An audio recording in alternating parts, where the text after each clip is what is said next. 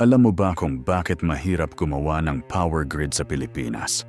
At sino ang nagkokontrol ng ating kuryente? Ang Pilipinas ay nagbabayad ng pinakamataas na singil sa kuryente sa buong ASEAN. Mas mahal kaysa Singapore, mas mahal kaysa Japan. At kahit ganoon, may 1.2 milyong pamilya pa ring walang kuryente hanggang ngayon. Pero ang pinakamalaking lihim, ang kumpanyang nagkokontrol ng buong national grid ng Pilipinas, hindi Pilipino ang may-ari nito. Una sa lahat, ang heograpiya.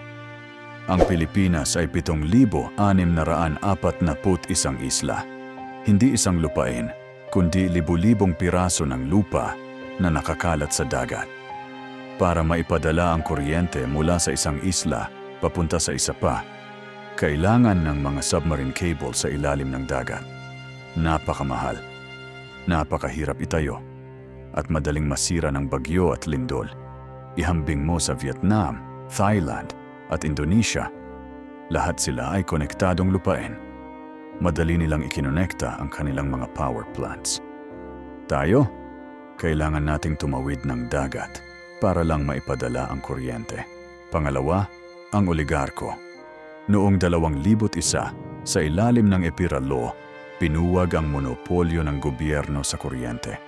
Ang layunin, magkaroon ng kompetisyon para bumaba ang presyo. Pero ang nangyari sa katotohanan, pumasok ang iilang mayayamang pamilya at kinontrol ang generation, transmission, o distribution. Walang tunay na kompetisyon. Itataas nila ang presyo kung kailan nila gusto. At ang gobyerno? Malapit ang kanilang ugnayan sa mga oligarkong ito. Kaya walang nagbabago.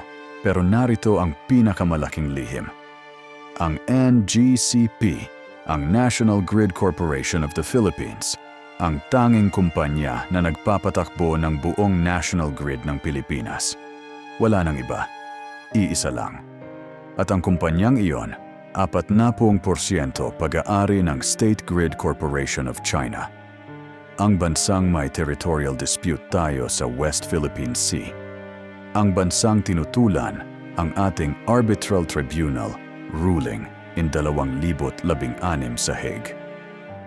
Iyon ang bansang may 40% stake sa nagkokontrol ng kuryente ng buong Pilipinas. At ang pinakanakakatakot na senaryo, kung magdesisyon ang Beijing, kayang i-disable ng China ang ating national grid. Nang walang baril, nang walang sundalo. I-off lang ang switch. Hindi ito teorya. Hindi ito conspiracy. Ito ay opisyal na binanggit ng mga eksperto ng United States at Pilipinas. Ang bansang may kontrol sa power grid ng ibang bansa, may kakayahang mag-cause ng malawak na blackout. Ospital, mawawalan ng kuryente. Bangko, mag-o-offline. Komunikasyon, masisira. Supply ng tubig, titigil. Sa loob ng ilang oras, maaaring maging paralisado ang buong bansa. At ang tanong na dapat mong itanong, sino ang nagpirma ng kasunduang ito? At sino ang nakinabang? May solusyon ba? Oo, meron. Ang Philippine Energy Plan 2023 to 2050 ay may target 50% renewable energy. May plano para bawiin ang kontrol ng grid. May plano para mag-invest sa submarine cables. Pero narito ang tanong, bakit 2050 pa? Bakit ngayon pa lang? Habang naghihintay tayo, nagbabayad pa rin tayo ng pinakamahal na kuryente sa ASEAN. At ang milyong pamilya natutulog pa rin sa dilim. Ang nagkokontrol ng kuryente, nagkokontrol ng bansa.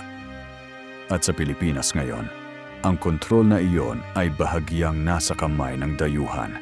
Alam mo na ngayon ang katotohanan. Ano ang tingin mo? Dapat bang bawiin ng Pilipinas ang kontrol ng ating grid?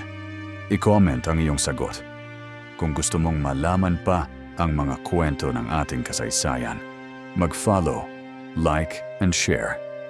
Para sa Lakbay Kasaysayan PH, patuloy tayong matuto.